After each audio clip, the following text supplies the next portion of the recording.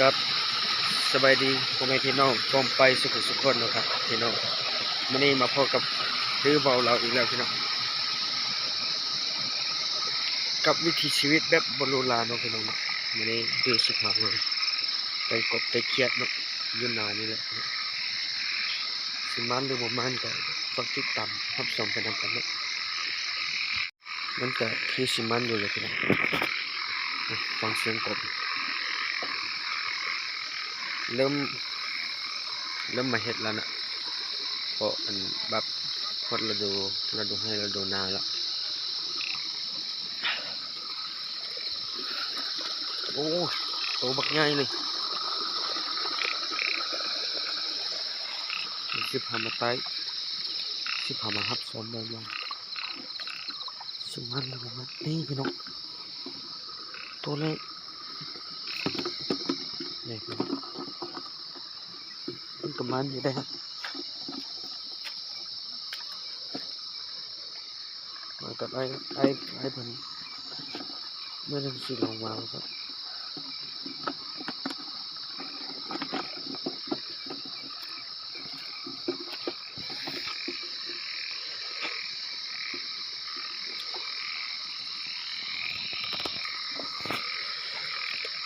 นี่พี่น้องเห็นอีกแล้วโอ้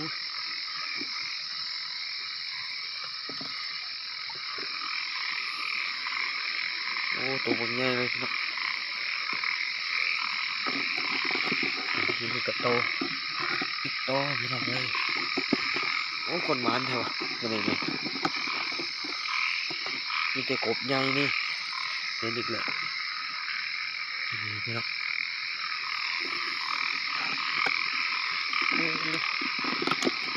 โอ้โดดไปแล้วเรียบร้อยมันไม่เห็นแล้วบ้านเห็นแล้วพี่น้องนี่พี่น้องนี่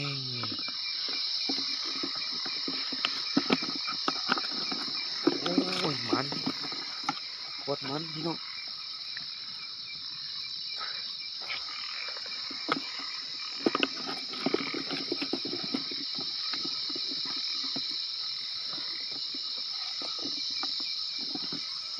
เห็นอีกแล้วนี่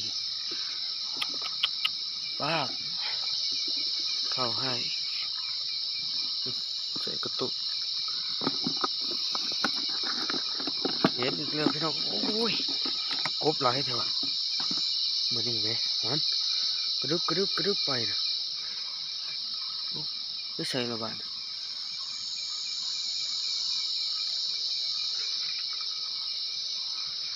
ไวเกินพี่น้อง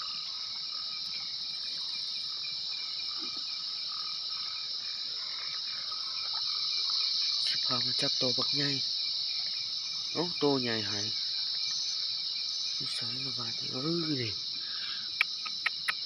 ป้าบโอ้ตัวบักใหญ่เลยพี่น้อง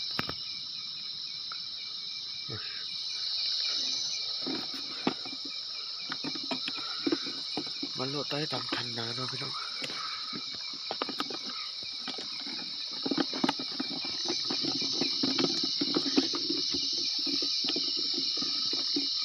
โอ้มันจะโตบักใหญ่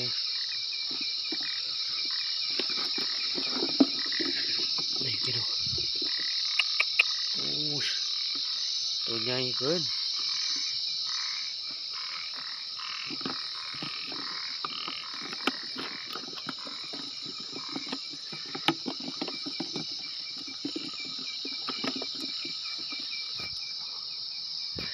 นี่อีกตัวโอ้ยไก่มาแล้วนี่โอ้ยป๊าบเข้าให้จับได้แล้ว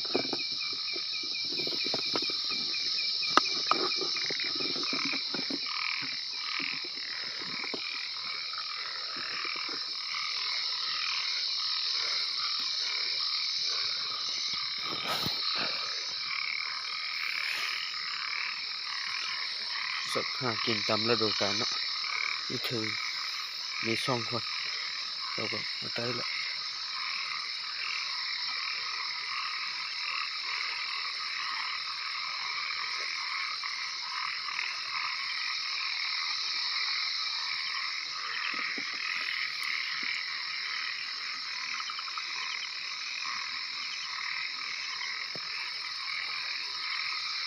เห็นอีกเลยพี่น้อง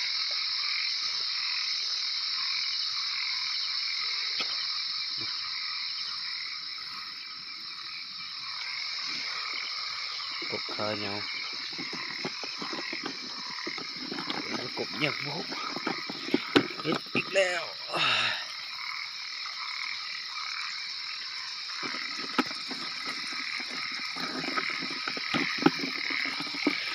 พี่น้อง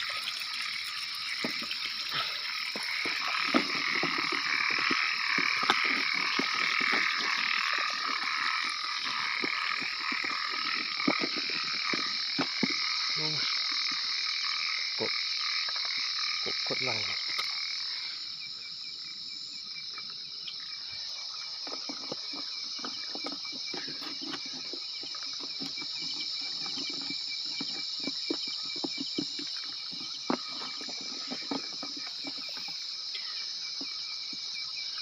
เจออีกแล้วพี่น้อง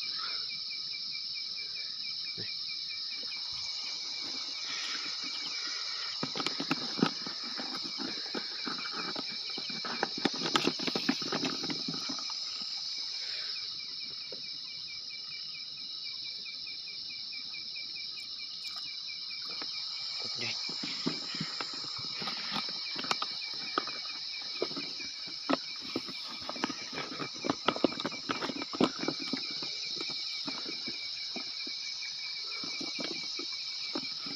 มันเสือไหมเลยไหมเมื่อกี้เห็นอยู่นี่อยู่ใช่ไหม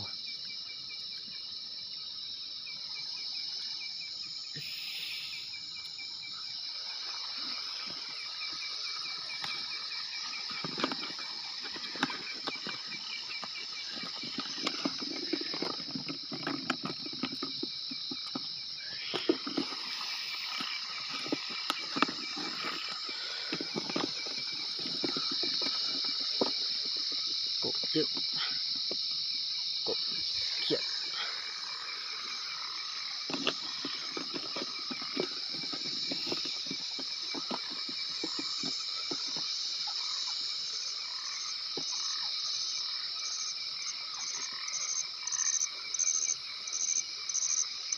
นี่พี่น้องตัวบักใหญ่นี่แมวโอ้ยนี่โอ้ยตัวบักใหญ่เลย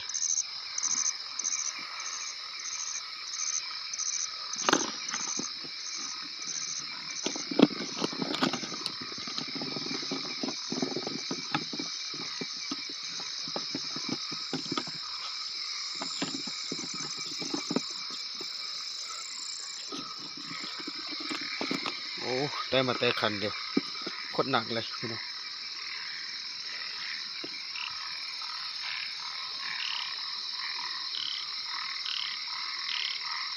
โอ้ย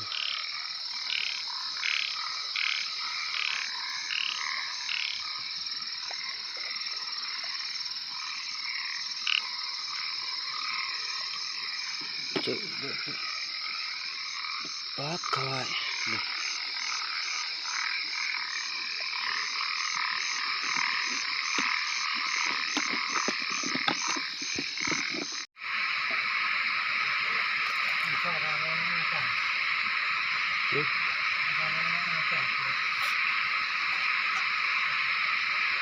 ผมเขียดได้พี่น้อง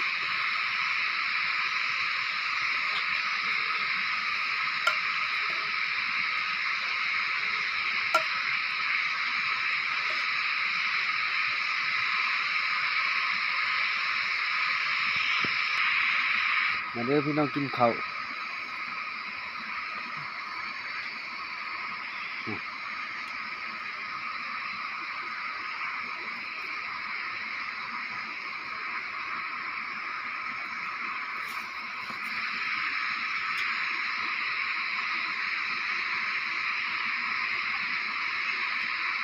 ไขมันพี่น้อง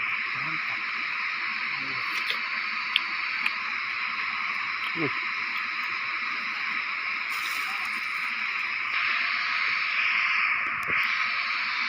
แซ่บครับพี่น้อง